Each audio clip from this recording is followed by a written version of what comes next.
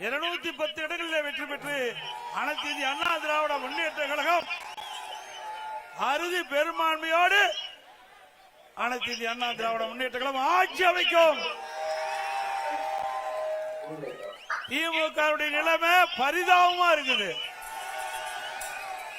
அப்படித்தானே?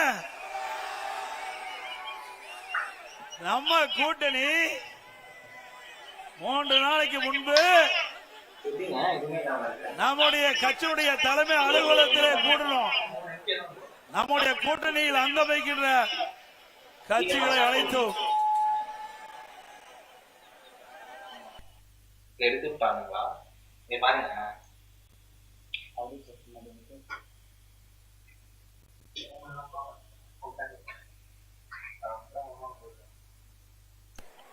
அனைத்து இந்திய அண்ணா திராவிட முன்னேற்ற கழகத்தினுடைய தேர்தல் அறிக்கையை சிறப்பாக வெளியிட்டோம்.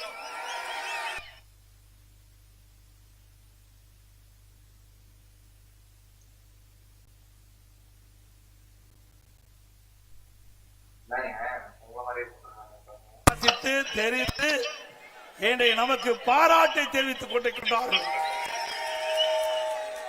அந்த அளவுக்கு ஒரு சிறப்பான தேர்தல் அறிக்கையை தேர்வு செய்து அறிவித்தோம். அடுத்த நாள் அனைத்து இந்திய அண்ணா திராவிட முன்னேற்ற கழகத்தினுடைய தேர்தல் அறிக்கையை சிறப்பாக வெளியிட்டோம்.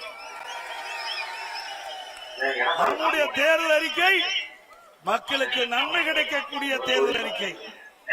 ஒட்டுமொத்த தமிழக மக்களும் நம்முடைய தேர்தல் அறிக்கையை வாசித்து தெரிந்து நமக்கு பாராட்டை தெரிவித்துக் கொண்டிருக்கின்றார்கள். அந்த அளவுக்கு ஒரு சிறப்பான தேர்தல் அறிக்கையை, நாட்டு மக்களுக்கு நன்மை கிடைக்கக்கூடிய தேர்தல் அறிக்கையை அனைத்து இந்திய அண்ணா திராவிட முன்னேற்ற கழகம் வெளியிடப்பட்டுகிறது. அடுத்தது உடனடியாக அனைத்து இந்திய அண்ணா திராவிட முன்னேற்ற கழகம் நம்முடைய கூட்டணி கட்சியினுடைய தலைவர்களை அழைத்து பேச்சுவார்த்தை நடத்தி எந்தெந்த தொகுதியில் எந்தெந்த கட்சியை போட்டியிடும் என்ற பேசி ஒருமித்த கருத்தோடு இன்றைய தினம் நாம் வெளியிட்டிருக்கிறோம். அது மட்டுமல்ல, அனைத்து இந்திய அண்ணா திராவிட முன்னேற்ற கழகம் முதற்கட்ட வேட்பாளர் பட்டியலில் அறிவிக்கப்பட்ட கட்சி அண்ணா திமுக கட்சி.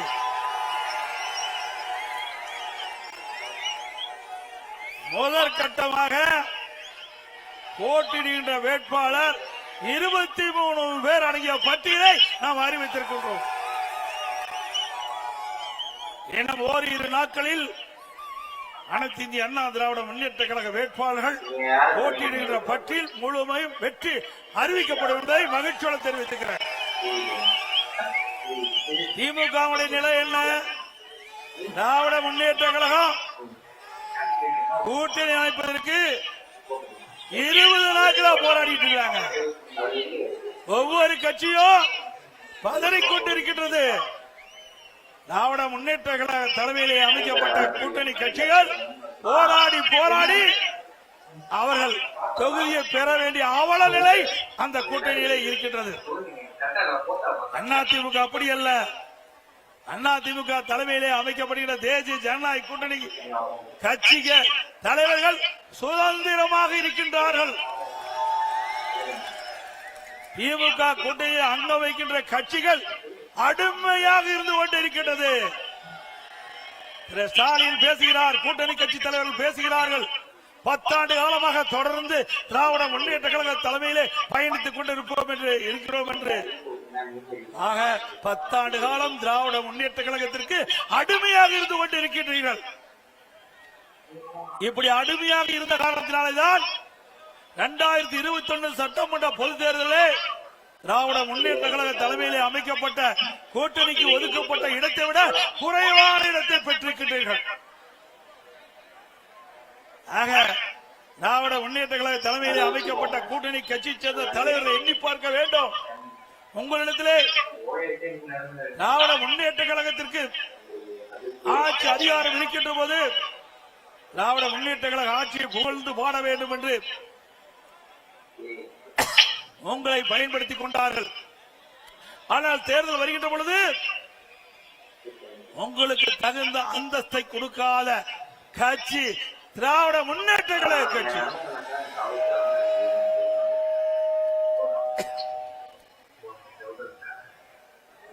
திரு கம்யூனிஸ்ட் கட்சியை சேர்ந்தவர்கள் போராடி பார்த்தார்கள். அவருடைய கட்சியுடைய நிர்வாக கூட்டத்தை கூட்டி பார்த்தார்கள். எவ்வளவோ முயற்சி செய்தார்கள். ஆனால் கடந்த தேர்தலில் போட்டியிட்ட தொகுதியை விட குறைவான தொகுதியை தான் பெற்றிருக்கிறார்கள். அதே போல திருமாவளவன் விடுதலை சிறுத்தை கட்சிகள், திருமாவளவன் தலைமையில் இருக்கின்ற விடுதலை சிறுத்தை கட்சி எவ்வளவோ போராடி 8 இடங்களில் பெற்றிருக்கிறாங்க. அது ஒரு அங்கீகரிக்கப்பட்ட கட்சியா இருக்குது. அங்கீகாரம் இல்லாத ஒரு கட்சிக்கு அதிக இடம் கொடுத்திருக்கிறாங்க. இதுதான் திமுக. புரிந்து கொள்ளுங்கள். திராவிட முன்னேற்ற கழக தலைமையிலே அமைந்துள்ள கூட்டணிகள் இனியாவது உணர்ந்து கொள்ளுங்கள். உங்களிடத்திலே திராவிட முன்னேற்ற கழக விசுவாசம் கிடையாது. திராவிட முன்னேற்ற கழகத்தை நம்பியவர்கள் நடு ரோட்டிலே விட்டு விடுவார்கள். அனைத்து இந்திய அண்ணா திராவிட முன்னேற்ற கழக தலைமையிலே அமைக்கப்படுகின்ற கூட்டணி கட்சி தலைவர்களுக்கு உரிய மரியாதை கிடைக்கின்ற கட்சி அண்ணா திமுக கட்சி.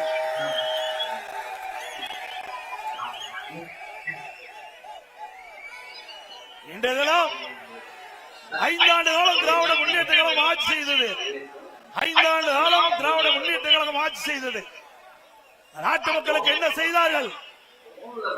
உடைய ஆட்சியிலே மக்களுக்கு துன்பம்தான் மிஞ்சியது. திராவிட முன்னேற்ற கழகம் என்றால் குடும்ப கட்சி, வாரிசு அரசியல், குடும்பத்துக்காக இருக்கின்ற கட்சி திமுக கட்சி, மக்களுக்காக இருக்கின்ற கட்சி அண்ணா திமுக கட்சி. பொன்மனச்செம்மல் புரட்சி தலைவர் எம்ஜிஆர் அவர்கள் தீய சக்தி திமுகவை வேரோடு அழிக்க வேண்டும் என்ற அடிப்படையிலே அண்ணா திமுக என்ற இயக்கத்தை தோற்றுவித்தார். பிறகு அனைத்து இந்திய அண்ணா திராவிட முன்னேற்ற கழகத்தை மாற்றி அமைத்தார்.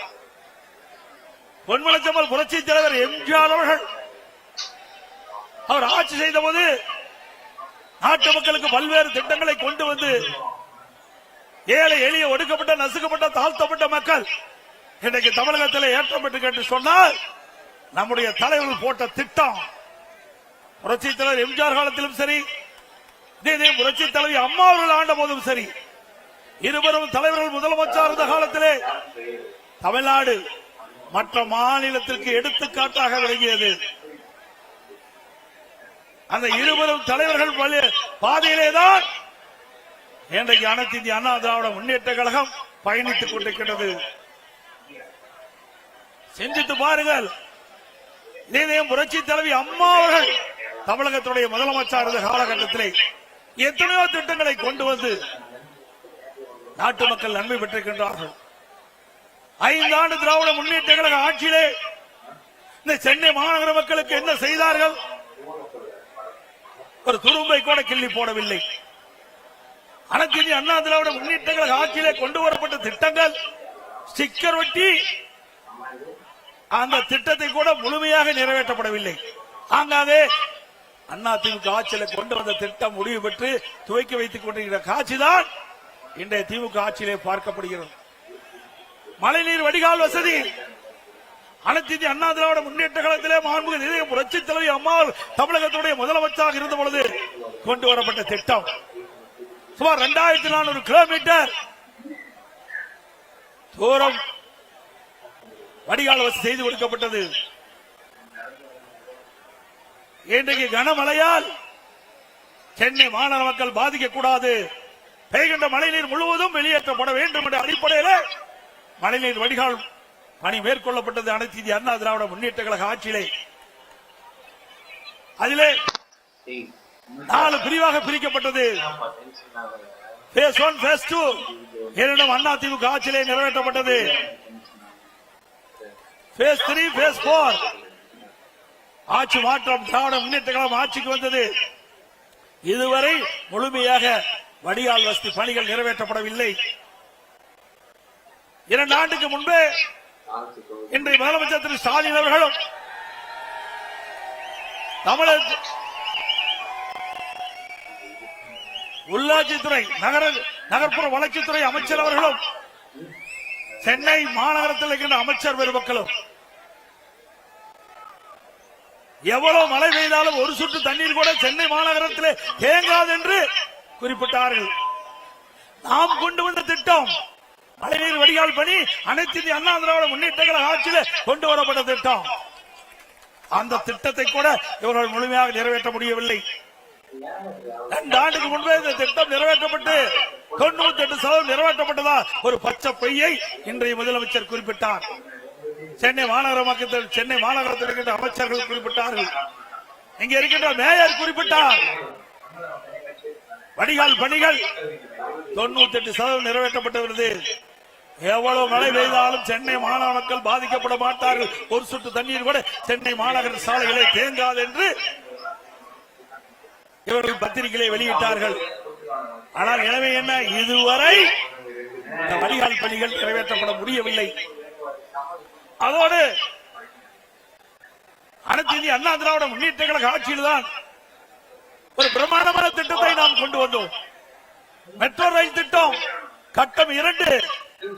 இந்தியாவிலேயே ஒரே திட்டத்திற்கு 63 கோடி ரூபாய் பெற்ற ஒரே அரசு அனைத்து இந்திய அண்ணா திராவிட முன்னேற்ற கழக அரசாங்கம். இதுவரை இந்தியாவிலே ஒரு திட்டத்திற்கு 63 கோடி ரூபாய் 63,000 கோடி மத்திய அரசு அனுமதி வழங்கியது கிடையாது. அனைத்து இந்திய அண்ணா திராவிட முன்னேற்ற கழகம் ஆட்சி செய்த பொழுது அம்மாவுடைய அரசாங்கம் மத்திய அரசோடு இணக்கமாக அணுகி சென்னை மாநகர மக்களுடைய போக்குவரத்து நெரிசலை குறைக்க வேண்டும் என்று இதை புரட்சி தலைவி அம்மா அவர்கள் திட்டமிட்டார்கள். துரதிருஷ்டவசமாக அம்மா அவர்கள் மறைந்தார்கள். அம்மா கொடுக்கப்பட்ட வாக்குறுதியை நிறைவேற்றுகின்ற விதமாக அம்மா போட்ட திட்டத்தை முழுமையாக நிறைவேற்ற வேண்டும் என்ற அடிப்படையிலே மத்திய அரசோடு தொடர்பு கொண்டு மெட்ரோ ரயில் திட்டம் கட்டம் 2 118 கிலோமீட்டர் அந்த ரயில் பாதை அமைக்குவதற்கு அனுமதி பெற்று அந்த திட்டத்திற்காக மத்திய அமைச்சர் மரியாதைக்குரிய உள்துறை அமைச்சர் அமித்ஷா அவர்களை நேரடியாக சென்னைக்கு அழைத்து அடிக்கல் நாட்டிய அரசாங்கம் அதிமுக அரசாங்கம். இந்த திட்டம் முழுமையாக நிறைவேறுகின்ற பொழுது சென்னை மாநகர மக்கள் போக்குவரத்து நெரிசல் இல்லாம பயணம் செய்ய முடியும். இது அதிமுக ஆட்சியுடைய சாதனை. அதிமுக ஆட்சியுடைய சாதனை சிந்திச்சு பாருங்கள். இப்படி ஏதாவது ஒரு பெரிய திட்டத்தையாவது 5 ஆண்டு காலத்துல இந்த சென்னை மாநகர மக்களுக்கு கொடுத்திருக்கிறீங்களா? இல்ல. எப்பொழுது பார்த்தாலும் கொள்ளை அடிப்பதுதான் ஒரே குறிக்கோள். திராவிட முன்னேற்ற கழகத்துடைய அரசாங்கம் கொள்ளையடிக்கின்ற அரசாங்கமா மாறிவிட்டது. கலெக்ஷன் கமிஷன் கரப்ஷன் இதுதான் தாரக மந்திரம் திமுக. இதைத்தான் அவர்கள் 5 ஆண்டு காலம் செய்தார்கள். மக்களுக்காக எந்த நன்மையும் செய்யவில்லை. எந்த பெரிய திட்டத்தையும் தமிழ்நாட்டு மக்களுக்கு கொடுக்கல, சென்னை மாநகர மக்களுக்கு கொடுக்கல. அது மட்டுமல்ல, அனைத்து இந்திய அண்ணா திராவிட முன்னேற்ற கழகம் ஆட்சி இருக்கின்ற பொழுது இன்றைக்கு புயல் வந்தது. அந்த புயல் வருகின்ற பொழுது மக்கள் பாதிக்கப்படக்கூடாது என்பதற்காக அனைத்து இந்திய அண்ணா திராவிட முன்னேற்ற கழகம் போர்க்கால நடவடிக்கை எடுக்கப்பட்டது.